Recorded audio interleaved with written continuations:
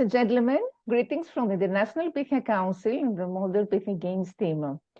Today, it's my privilege to welcome you all to the second session of our new talk show, the Prime Time with Rania talk show, organized and supported by Modern Pythian Games.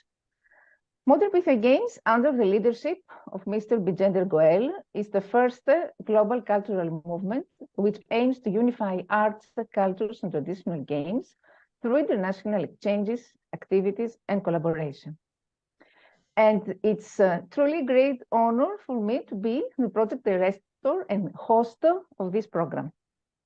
I am Rania from Greece. I'm a multi-awarded global educator, STEM instructor and researcher, and I'm working at the Greek Ministry of Education at the Directorate of Educational Technology and Innovation and the Greek Astronomy Space Company. And moreover, I am a global ambassador of language, literary, and oratory arts, as well as education of the International Pythian Council. This new talk show aims to discover the magical world of culture and sports through discussions with eminent dignitaries from various spheres of human endeavor. Our topic today will be poetry, the bridge between diversity, because poetry holds a special place in the heart of the Modern Pythian Games movement and in our heart. Poetry is something deeply human. Poems can capture the shapes of experience and acts of speech, the structure of a feeling, the course of a thought, and it is our antidote to despair, tiredness, and loneliness, a thread that runs through our lives. It is this cordial handshake which brings with it words to surprise, to delight, and euphoria. Now I'm very happy to announce for today our eminent special guest, Ms. Xanthi Hill, a multi-talented personality, a renowned poetess, public relations manager, translator, and teacher from Greece. Ms. Xanthi, welcome to our virtual stage. Thank you very much for accepting our invitation. So I will start. It's an honor and a privilege, Rania, to be talking to you, as I see that you are also very, very, very active. And we're very proud as Greeks to have you amongst us. Shining star. Thank you so much. Thank you so much. So I think that it's better to start from your fascinating professional journey before coming to Greece. Mm-hmm. Yes, I've I wanted actually to study medicine, but in the year where I finished my degree, my father got sick. So it was impossible for us to travel at that time because he was the one who would be coming with me, and it was impossible to come. So I think I was dreaming every night that I'm taking the train and I'm coming to Greece. But of course, it wasn't happening during the day. And then I decided that I have to study something which is approachable for me. So I looked through what Stuttgart University had to offer, as it is a technical university. And because I loved literature, I went and studied German literature. So that was my first subject. And because, again, it's a technical university, you had to have a second subject. So my second subject was English. And believe it or not, I gave up English because my English wasn't good enough at that time. Yes. And at the middle of my studies, after doing the midterm exams, which was around the third year, I decided that it was too difficult and I changed my subject to linguistics. And linguistics is such a great field because it has psycholinguistics, it has male speech and female speech, and it has lots of a huge way of applications, which I really loved. And then my teacher died. In linguistics. So I thought, no, I'm not changing. I can't be changing again. But then, of course, I had to graduate not in linguistics, but in literature. So I'm actually, philosophical master's degree from the University of Stuttgart. And during my studies, I started also working as a teacher. So I had students, private students mainly, which were really, really difficult to handle. It was mostly people with ADHD. It was people which were really slow in learning because their main language wasn't German, and that's a big difficulty. So lots of Greek immigrants and things like that, until I finally got a job at Berlitz School in Stuttgart, and I started then teaching Greek, but also German, as I was fluent in German. And from there, I went to the Open University in Stuttgart, where I taught German, English, and Greek, again, in different sort of classes. And as I was studying at the same time, my Russian teacher, because I speak like spoke 8 languages. My Russian teacher found out that I was at the Open University, and I was at Berlitz, and then she posted a position about a Greek teacher, and I didn't take notice of that. So at some point, and after like 20 people had already applied to the job, she came across me. I was coming in, she was going on, and she said, "Hello there. Why didn't you apply to this job?" I said, "Listen, it's not me," and stuff. And she said, "No, you're wrong, because I posted this job so that you can come and apply for it. So would you please put your application in?" I said, no.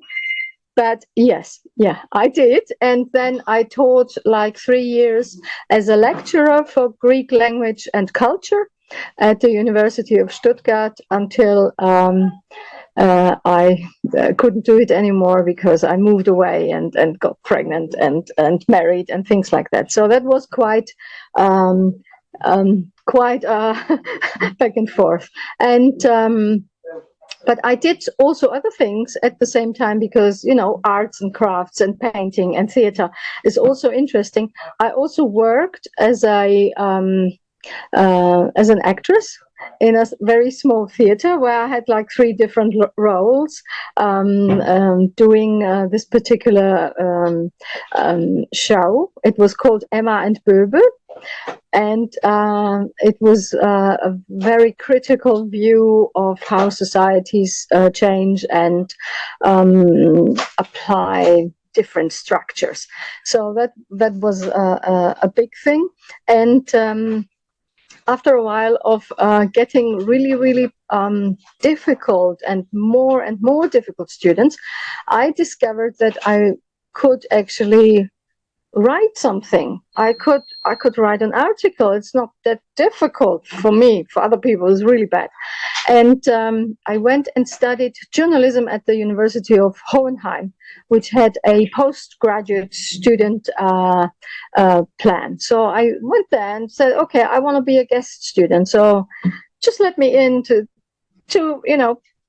smell how it is." And the thing was that I always had a teacher hanging off my shoulder here, looking at how I write and what I'm doing. And then he said, on one day, "Oh, could you please stay like after the lesson?" And I thought, "Oh, that's it.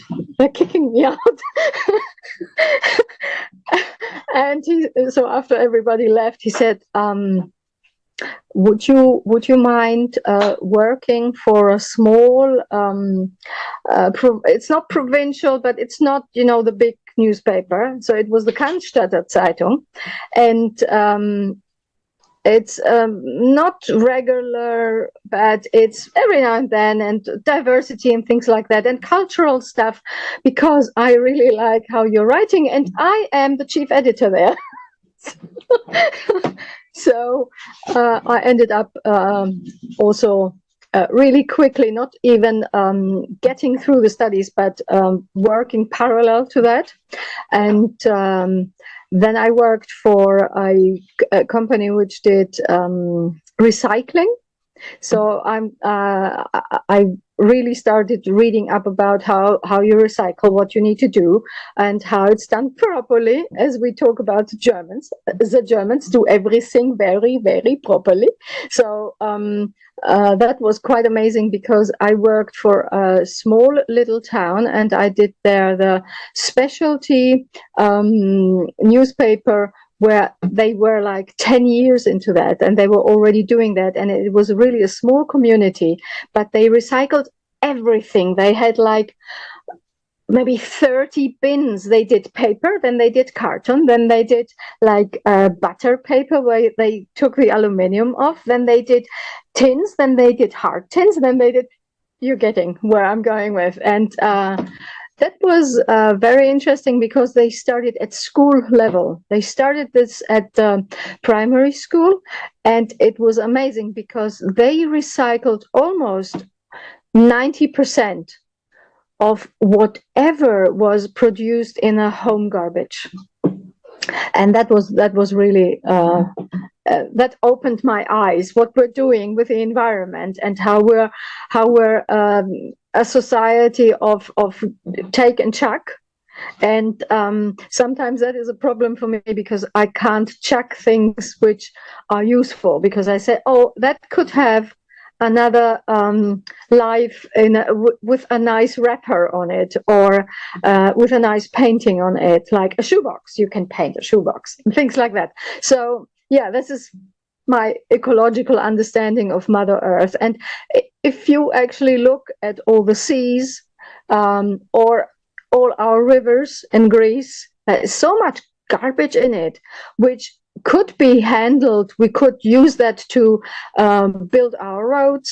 We could, I don't know, there are factories which are, for instance, in Belgium, they are burning the garbage and they're producing heat for the homes.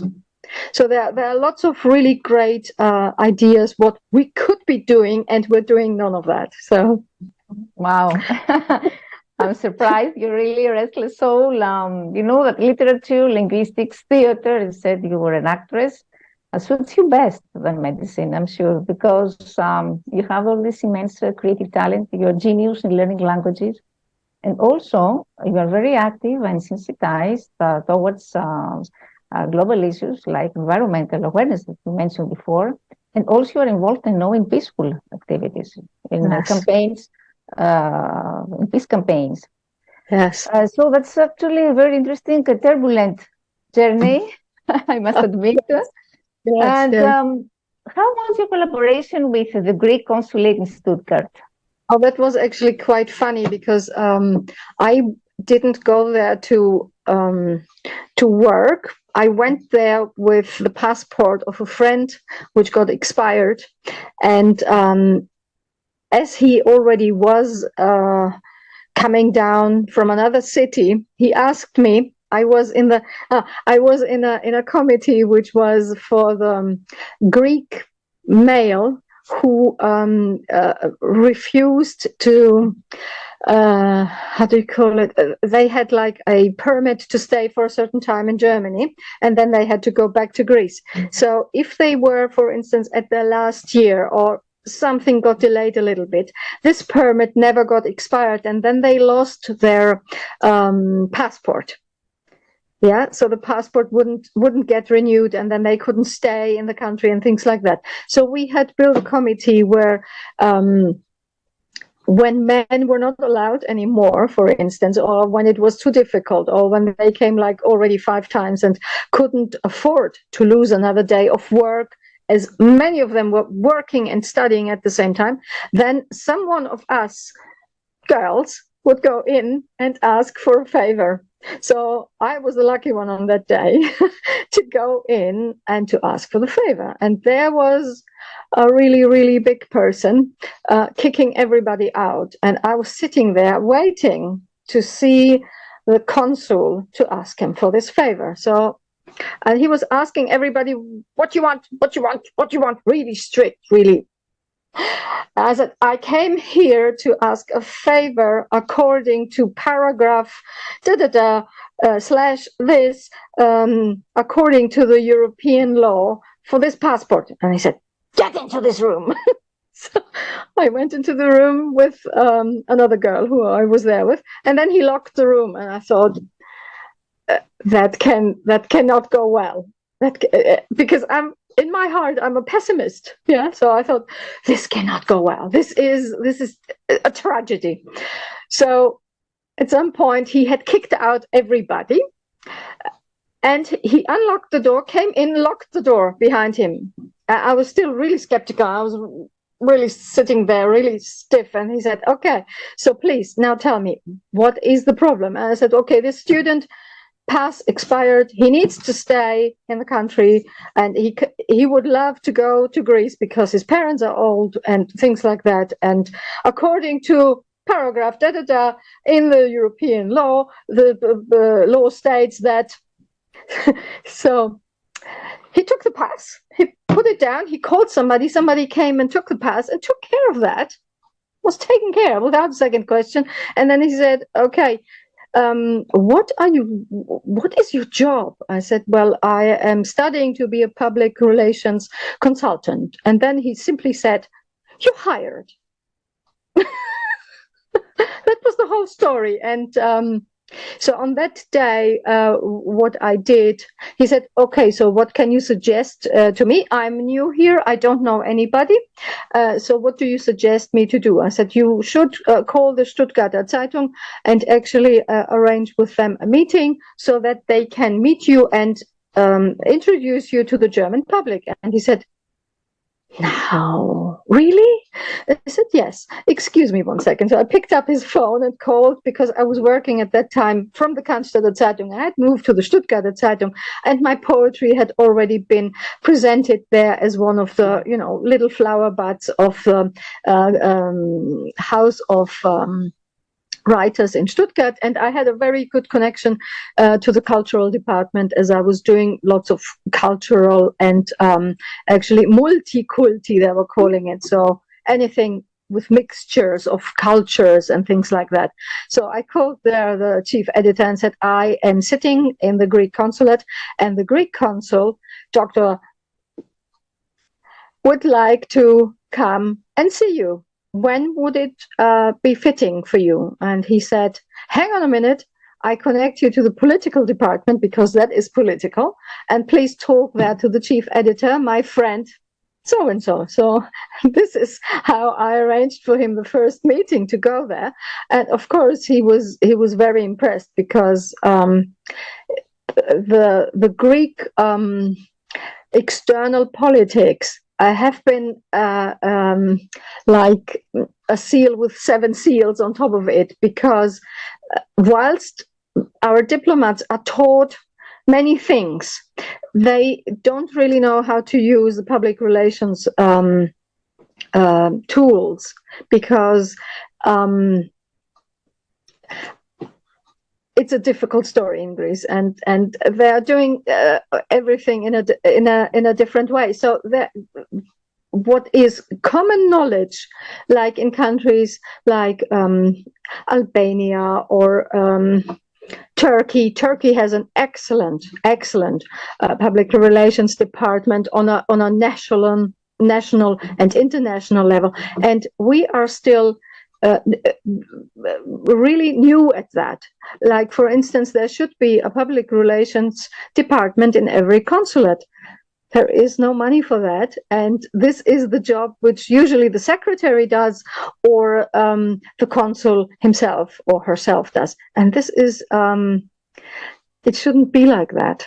So starting from there, we started cooperating in many levels, and he, as I was still studying, he offered me, after I asked, of course, for it, to do my practice term there. I had like 3 months of practice, which I could choose where to do. And so we did a contract with my, how do you call that now?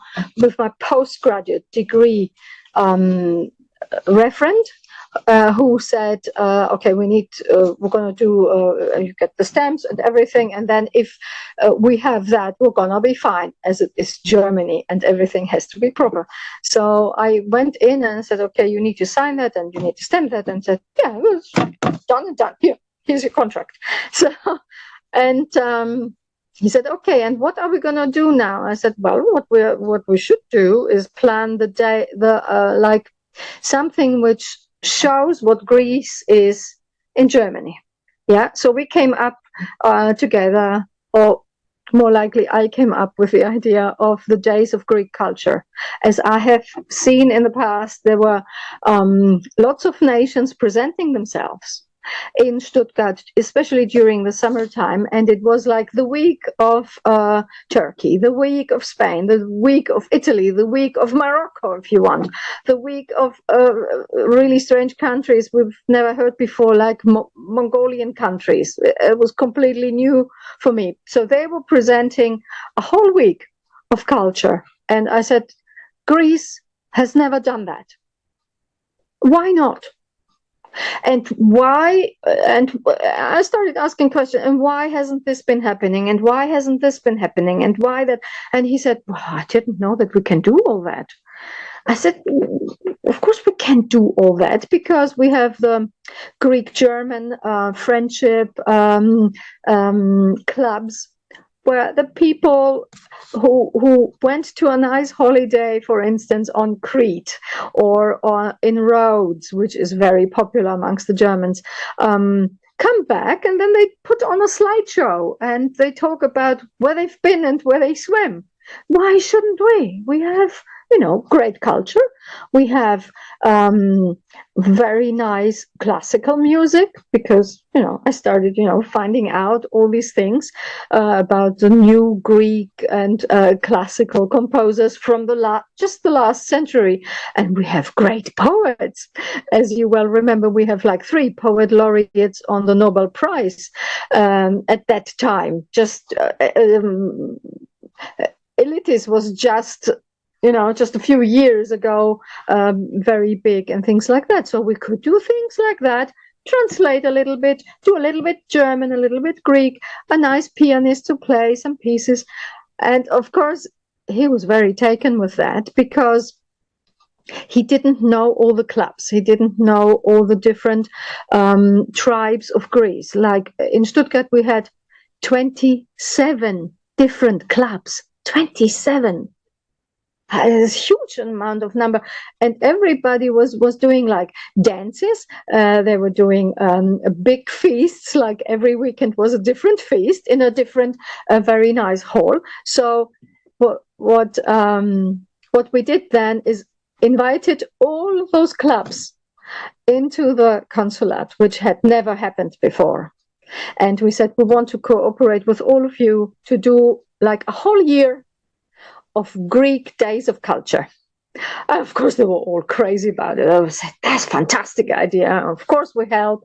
Like, I think it was the Cretan people which said, we're going to do an international meeting of all the Cretans here somewhere around Stuttgart, and they did. And then came the people from Thrace, and they said, you know what, we are so poor regions that all our people are basically living here. So there's one village where everybody from that village lived in one village in Stuttgart. So they said, we want our tradition to do here in this village where we live. And it was called Untertürkheim. Nothing to do with the Turks. It's just called like that.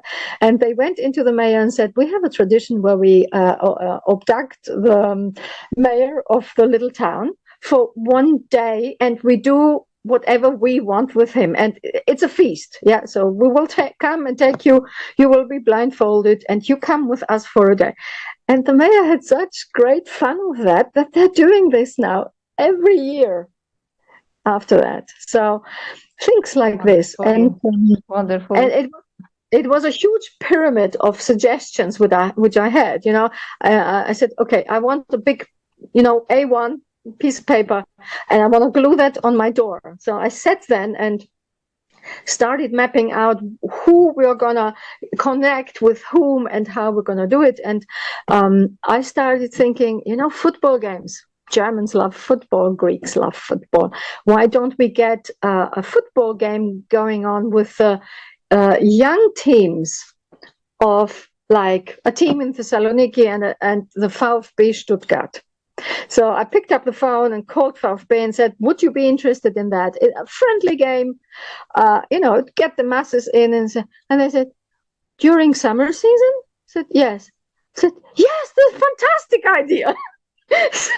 And we had like somebody from Thessaloniki who had friends at a team from Thessaloniki, and they said, that's a brilliant idea. So we did this, like, that was just meant to happen, and it happened right there. So I started writing down, and then we did this for the simple folks. And then we did talks with the friendship of Greeks and German, because there were always some sort of universities involved, which had like the high people, and they had the teachers, and they had the philosophers and things like that. So we did in different areas again, many talks and presentations, and always with music, always combined with the good taste of music. Amazing presentation of your experiences. Really, we enjoyed a lot. The way you describe it, it's fantastic. It was just fun. And then I wrote this all down, and then I said, we have 3 university professors, and they should talk about, he was in politics and Politikwissenschaften, science of politics, and he should be talking. And then I had a friend who was working at the radio station in Stuttgart. So we did this meeting with the 3 professors and a talk at the radio station, and they were over the moon because they hadn't done that before. And the pyramid went up and up and up, and then we got the consuls, like the French one, the English one, and the Greek one, talking together with one representative of the local government in Stuttgart about the ways of collaborating with Greece and what we could do and how we could help each other. And at that time, the theme was the problem with the wet borders, because Greece, as you well know, is a country which doesn't have it has floating borders. The borders are open, they are in the sea, so you don't know if you have crossed over to this land, or if you crossed over to Africa, or if you crossed over to Asia. So that's very difficult to define that. And then we talked about that, and to talk about that meant that the local German government said, and why don't you bring like an inter-parliamentarian group of politicians here, so that each of our parties can talk to each of your parties, and maybe then we can come to a solution. And that happened. And that never happened before. And that was the big thing of this collaboration, that we got actually politicians talking to each other about difficult things and how to solve them. And they got to know each other, and then we got things rolling. But of course, that was a one-time thing, and it should be happening a lot more. Amazing contribution. We're very proud of you. Thank you. And now I think it's time to ask about poetry. Okay. When did you start writing poetry? What inspired you to begin writing? And why poetry bridges diversity?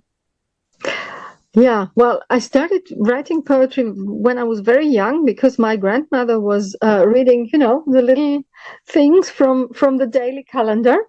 Or my auntie was actually reading to them, because my grandmother at that time couldn't read.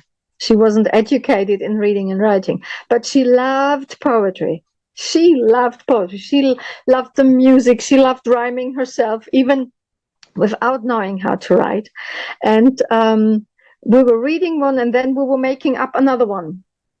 And that was our early morning routine. She would make the tea and she would read a poem. Tea and poetry goes well together. And so I did that without even knowing that I were creating something there. And when I left Greece, when I was like 5 years old, that was always a thing which was missing. So I think around I was 12 or 13 years old, something like that. We started making songs with a friend of mine, and they were like silly, teenage songs and things like that. And it made us happy. It just made us happy. We were singing about stupid things. It made us happy. And then I thought, that's nice. And I always liked it. I always liked the rhyme. I always liked the rhythm. And I think during the teenage years, then, you get this kind of sadness which hovers around you because the world just doesn't make sense and you want to make sense of it. And this is when I started talking to the social worker in the Greek house in Stuttgart, who was responsible for the building and for our class who was been taught there, because we were a huge class. We were like, I think 65 children, and there was no other bigger space where we could be taught. So we were in this huge hall, and we were sitting in there. It was warm, though. It was really the best thing about it, that it was warm. And and I started talking to him and stuff, and he gave me a book at some point about Johannes Pöten. Johannes Pöten was Philhellene, who loved Greece, who was one of them who started this.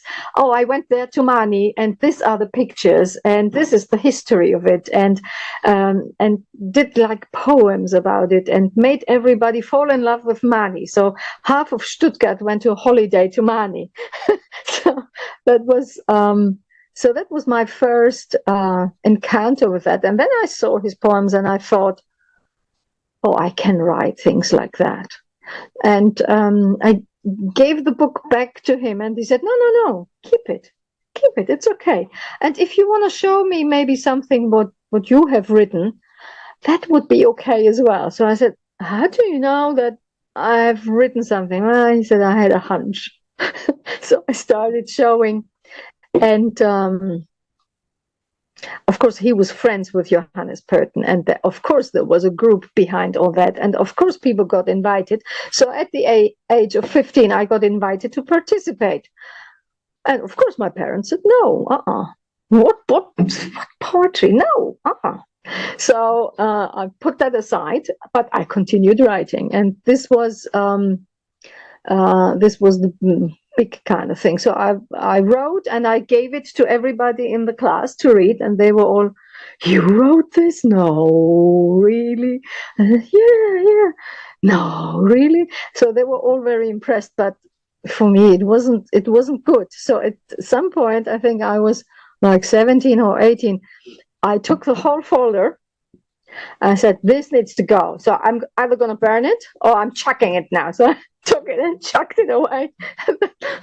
My friend who was sitting next to me said, you did what? Where is it? So she ran to the bin and she took it back out, and she said, I'm taking that home with me. And when you're old, you can, and very successful, you can ask me for that, and I might not give it back to you. And I said, okay, you're crazy. Just burn it. Just throw it away. So, and she still has it. So I don't know what I've written there, and I don't know if it was any good. But I think she was impressed. You are a perfectionist since this age. And how did your poetry deploy and evolve throughout the years? It evolved because I think I moved from one country to another. So when I was I started rhyming, at a very early age. And then when I came to Germany, that just disappeared. So that sat there for several years before it reappeared again when I was 15. And then I went into university, so they started teaching their poetry, but it was somehow it was too difficult for me to get into German, and it took me like I could write in a simple way, but it wasn't as complex, of course, as it is now. And what I started doing was actually translating from Greek into German, and if it could stand up, then I would maybe publish it in the students' newspaper. So I published a few poems there. And I was too shy. It's really a barrier of feeling something, expressing it on paper, but then taking this paper and giving it to somebody to publish. That was a huge step, and I think I just have overcome this step now during lockdown, which is like 2-3 years ago, where like we couldn't go out anymore. So the outside had to come in. And then the thing was that what you talk to your friends like over coffee and stuff is not happening anymore. So you need to express that. Well, you need to bring that out to the world. And then I started writing again, and a lot. And I started looking for poetry groups to just see how other people who have the same need are dealing with that. And when I found that, I was actually very happy to be able to express the sadness on a productive level, and to express this shock. How did we come to this point, and all of this? And this is, I think, where suddenly I started translating from Greek into English. So I came from I came from Greek to German, from German into Greek again, and then from Greek to German again, and then into English. And whilst I was doing that, I think I also started, of course, writing a lot more. And it just became like a daily habit to, be today like at the Wales Festival on Mondays, be on Tuesdays in a festival, not a festival, just a gathering of poets who are meeting online in France and in Canada, be on Wednesdays at the Rockport open mic, be on Thursdays, I don't know, somewhere else, and on Sundays, yes, of course. You are also multi-awarded poetess. And you mentioned some of your important awards and distinctions. Oh, well, at the beginning I thought, okay, okay, so I'm out there, and it's nothing special, because I thought that everybody is very special, because they are really, I met so many talented people out there. I thought, okay, it's good to be amongst those people. But then I started, I sent a poem in to China, and it was a poem about, I just connected now with China and this poem, and because the lockdown made that happen. It was like a bridge of what is happening here now, with connecting a Greek song now with China, and I got an award for that. So that was really, oh, good, oh, great, that's fantastic. But then they kept coming, and I have stopped counting, I think, after 25. And what I think was a very important one was the first prize, because first prizes are always really amazing. So it was the first prize on the Gandhian Global Harmony Association, because in that specific group are all the Nobel Prize poet laureates. And I think that was, I think that made me think then, because, when you get awarded with first prize, it means that your responsibility towards writing is not smaller, but bigger. You're not writing anymore for yourself. Yes. So for me, it was this realization that it's not just for me anymore. And people are actually reading it, and people are either taking comfort in it or they're thinking about it. And that was a big step. And the other big thing what happened, I think, was the 30 stars around the world, which happened last year around this time. I think yesterday was the anniversary of that. That's pretty huge as well, to be named, shining star of the world. Great. And, you know very well that awards bring plagiarism. And I want your opinion about plagiarism in poetry, because it's not new, it has happened before, and those who are in the field of poetry are very well aware of it. So what are the ethical questions and the concerns that plagiarism in poetry arise? Well, it happened right after that first prize of the global Gandhian global. I always mix that up. I started to notice that people liked that title. The poem title was "Seeds of Peace," and people must have loved this title so much. I heard it everywhere. Everybody was creating suddenly something with seeds and something with peace, or they were twisting it around, or they would call it peace seeds, seed peace, seedlings of peace, things like that, all around. And I thought, at the beginning, I thought, this is so frustrating. They're taking now my title as mine and stuff like that. And then I sat down because I thought I was the only one who had thought of it, but no. So this title has actually an organization who does something with ecological understanding and things like that. So I'm not the first one there. And then there are poems much older than mine, which also have this title. So it is a good title. And if you think about peace and you want to grow it, of course you use the seed. So I thought. And just let them. Mm-hmm. And I also think people take on your wording when there is just nothing better than that, and they can't express it in any other way, or it touches them so much that they're using the exact same words. Of course, it's not ethical. And of course, you should be using speech marks and quotes and say, okay, she said that or he said that, and then maybe even develop your own things around it. But sometimes it can't be avoided, because it also happens that two people on two opposite sides of the world can have the same idea.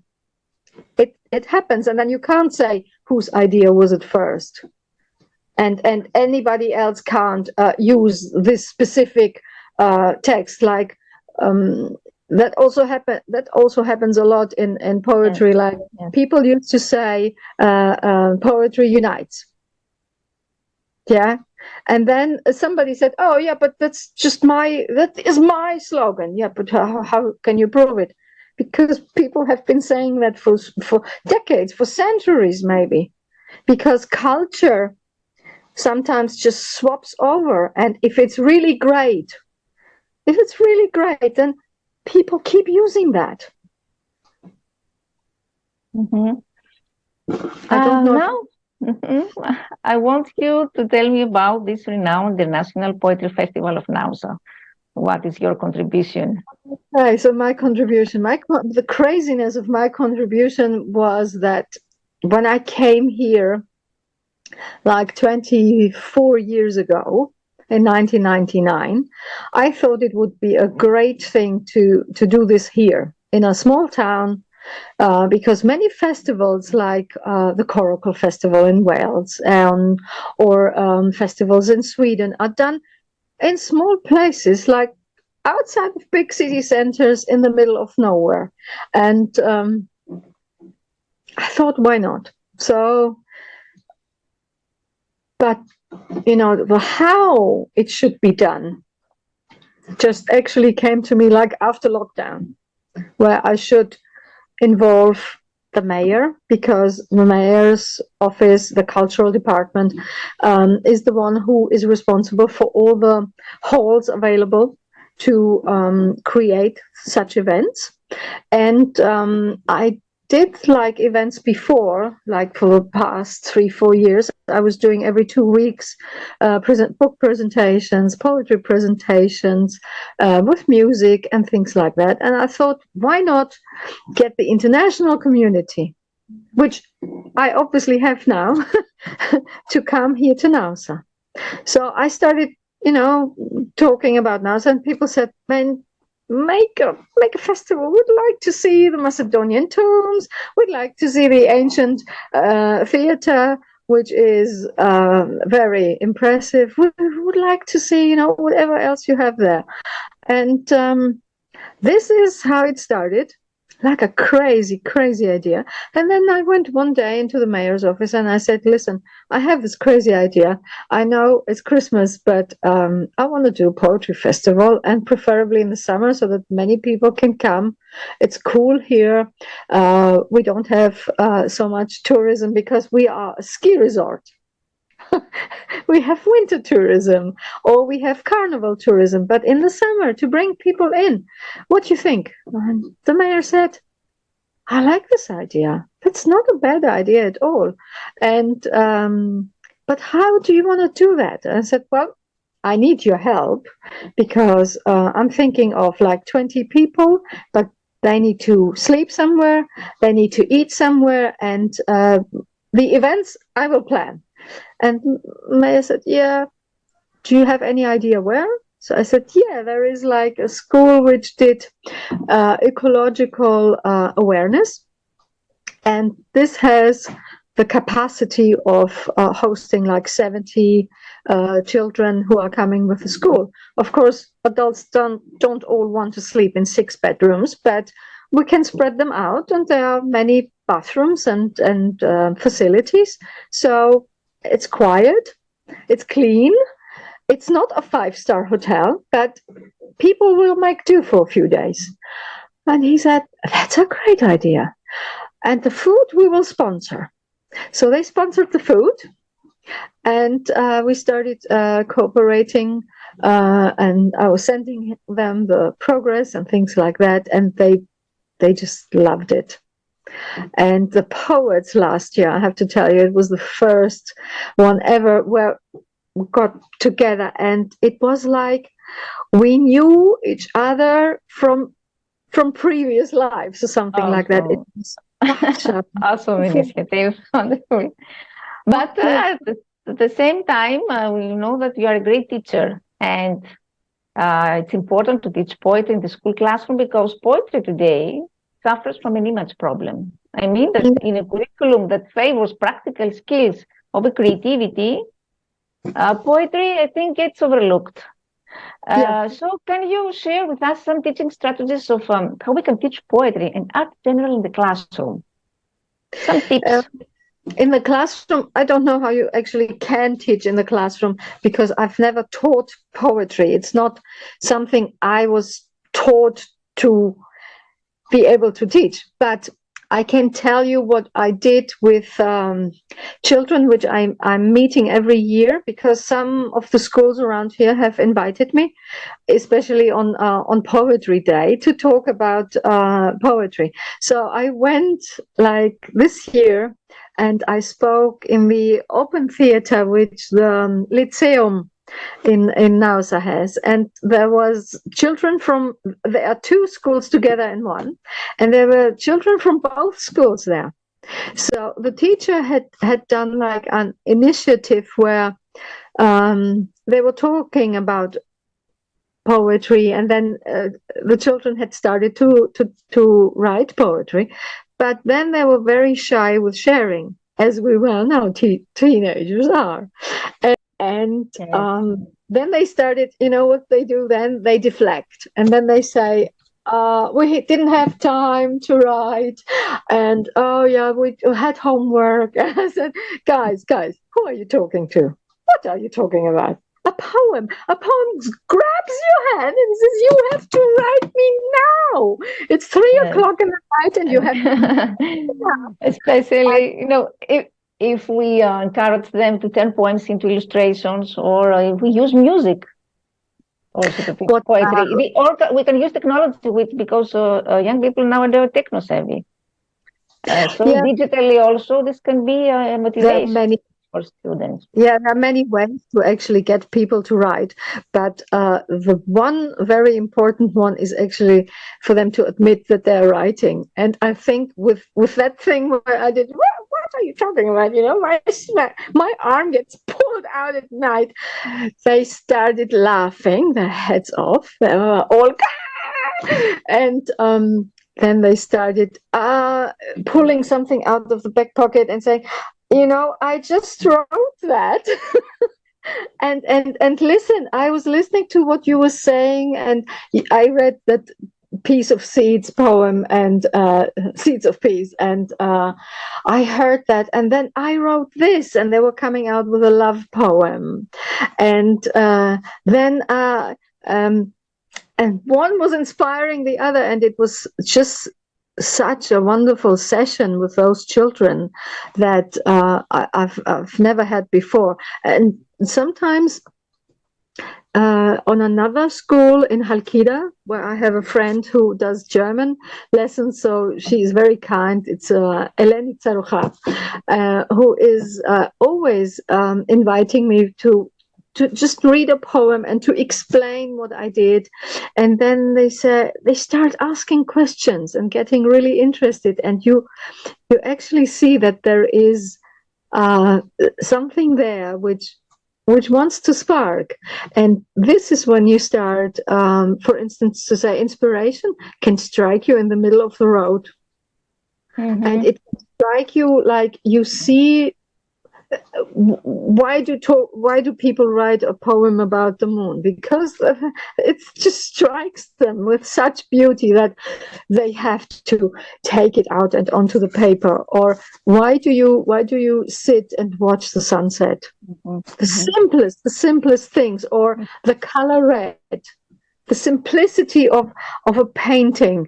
And I was very lucky, like in the Rockport Festival where I went this year, they did one seminar about prompts. Yeah, they call them prompts. So you have an inspiring prompt, or you have an inspiring, you go into an art gallery and you look around and you think, you can sit in front of one painting like for hours and think, this is just amazing, and you just stare at it, and then it pours out of you.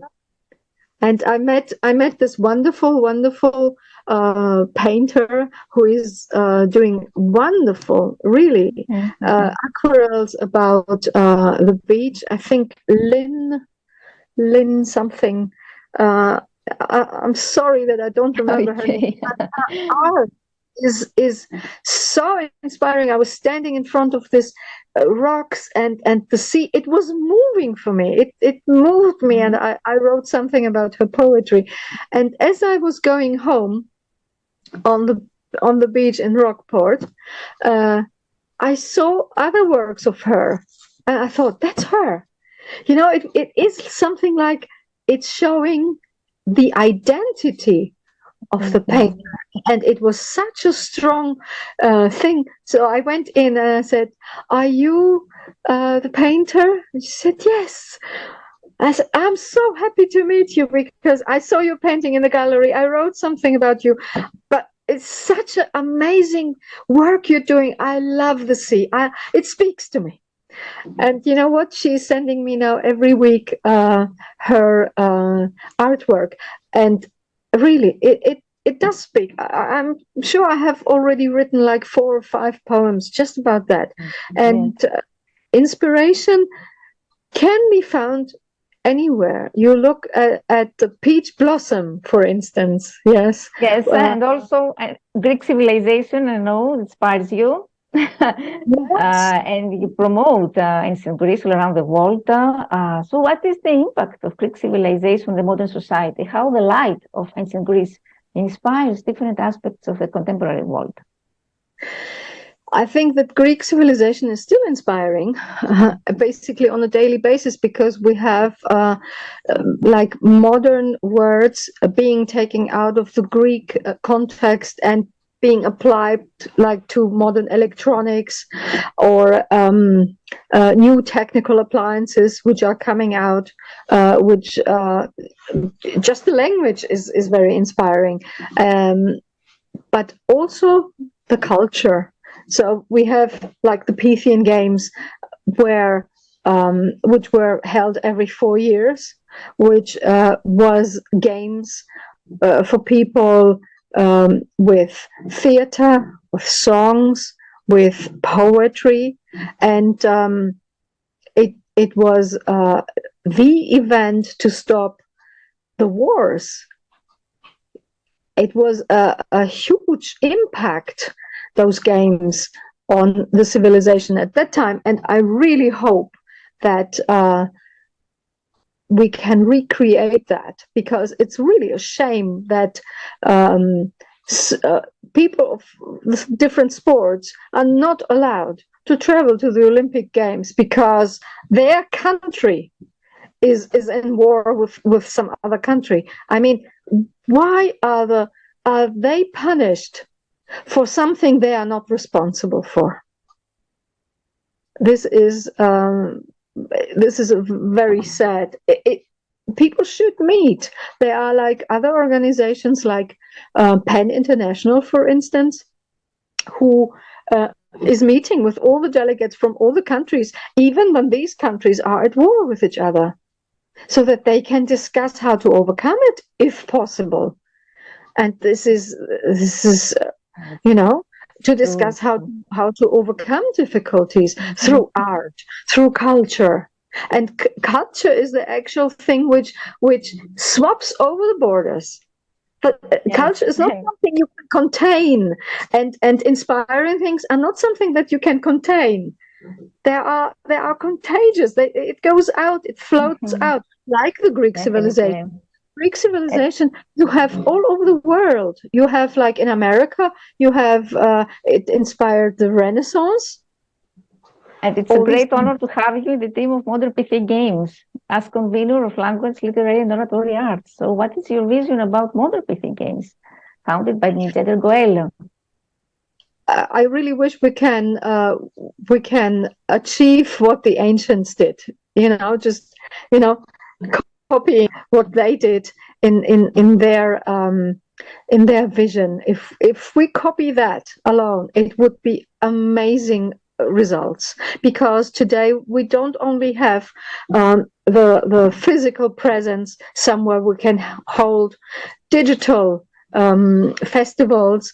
We can exchange information really quickly. We can evolve out of that, and it should be possible to create something really amazing just with the knowledge of the ancient Pythian games.